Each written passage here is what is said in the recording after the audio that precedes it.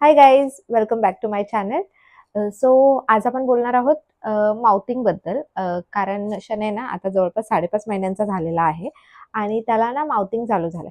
म्हणजे जेव्हा जेव्हा तो 3 महिन्याचा पूर्ण झाला ना तेव्हापासूनच त्याने त्याचे हात तोंडात घालायला चालू केलं आणि हात चोखणे, मुठी चोखणे हे त्याचं चालू होतं. आणि आता प्रत्येक गोष्ट त्याला तोंडात घालायची असते. कारण काय होतं ना, मुलांना या स्टेजला त्यांच्या हिरड्या सळसळायला लागतात. कारण काही दिवसातच त्यांना दात येणार असतात. त्याच्यामुळे त्यांच्या हिरड्या खूप सळसळत असतात. सो आता त्याच्यासोबत तसं होतंय, की त्याला सगळ्या गोष्टी तोंडात घालायच्या आहेत. सगळ्या गोष्टींना चावायचंय. मग तो माझा हात असू दे, माझं बोट असू दे, त्याचे हात, त्याचे पाय, पायाची बोटं असं सगळं त्याला तोंडात घालायचं असतं. आणि मग या फेजमध्ये ना मुलं खूप चिडचिडी सुद्धा होतात आणि मग त्यांना पॅम्पर जास्त करावं लागतं. त्यांना घेऊन इकडे-तिकडे फिरावं लागतं. सो खूपच धावपळ होते. सध्या माझी पण होतीये. तो रडायला लागला, की मला त्याला घेऊन इकडे-तिकडे फिरावं लागतं. हां, सो मी त्याच्यासाठी ना असं टीदर ऑर्डर केलेत. जे इथे मी तुम्हाला व्हिडिओ किंवा फोटोज देते. त्याच्यावरून तुम्हाला कळेल. सो मी ते टीदर आता त्याच्यासाठी यूज करतीये 2-3 दिवस झालं आणि तो छान घेतोय त्याला. तर त्याला अशी ग्रिप आहे.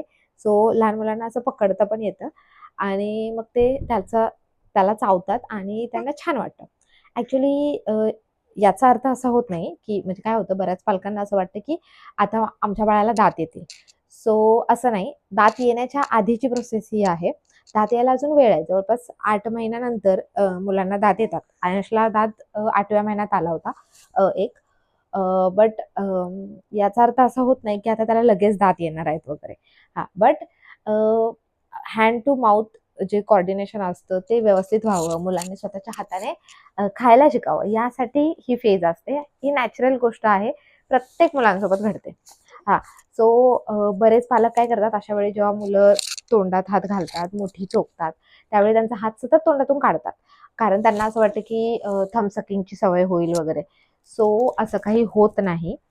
जेव्हा बाळ जेव्हा 9-10 महिन्याचं होतं, त्याच्यानंतर जर कोणतंही एक बोट म्हणजे अंगठा, कोणतंही एक बोट, कोणतंही 2 बोटं जर तोंडात घालत असेल, तर त्यानंतर त्याला सवय होऊ शकते थंब सकिंग किंवा असं बोटं चोखण्याची वगैरे. बट आत्ताच्या स्टेजला ही सवय लगेच होत नाही. उलट तो त्यांच्या डेव्हलपमेंटचा एक भाग असतो. त्यामुळे त्यांना तुम्ही हे करू द्या, तोंडात हात घालू द्या, मुठी चोखू द्या. त्याने त्यांना छान वाटतं, त्यांना सिक्युअर वाटतं स्पेशली. सो जर तुमचं बाळ या स्टेजला असेल आणि तुमच्यासोबत पण या गोष्टी होत असतील, तर तुम्ही एक सेकंड हां, हा खूपच हालतोय.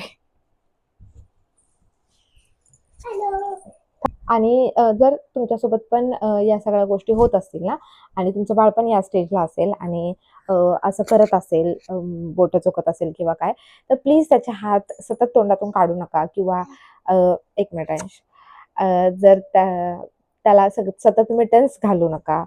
कारण अंशला जेव्हा अंश लहान होता तेव्हा मी म्हणजे मला या सगळ्या गोष्टी माहिती नव्हत्या सुरुवातीला.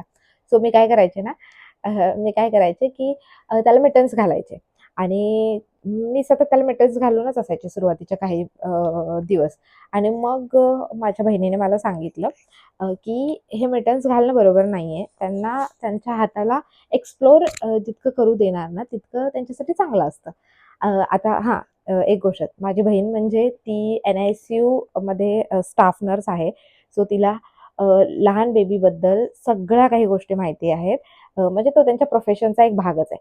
सो त्यामुळे मला बऱ्याच गोष्टी माहीत आहेत. सो तिने कारण तिच्याकडून मी ऐकत असते. मला माहिती पडत असतात ह्या सगळ्या गोष्टी. सो जर तुमचं पण बाळ या फेजमध्ये असेल, तर प्लीज त्याचा हात सतत तुम्ही काढू नका आणि हवं तर तुम्ही एक टीदर विकत घेऊ शकता. कोणतंही. शक्यतो सिलिकॉन टीदर असेल तर बेटर आहे. ह्याला तुम्ही फ्रीझरमध्ये पण ठेवू शकतो आपण आणि मग थोडा वेळ फ्रीझरमध्ये ठेवायचं नंतर बाळाला द्यायचं. त्याने पण त्यांना अजून छान वाटतं. सो हीच इन्फॉर्मेशन मला तुमच्यासोबत शेअर करायची होती. आणि यावर तुमचे काही प्रश्न असतील आणि यावर तुमचे काही प्रश्न असतील तर मला कमेंट करून सांगा. तुमचं पण बाळ या फेजमध्ये आहे का? हेही कमेंट करून सांगा. आणि हा व्हिडिओ आवडला असेल तर व्हिडिओला लाईक करा, शेअर करा. बाय. Bye bye.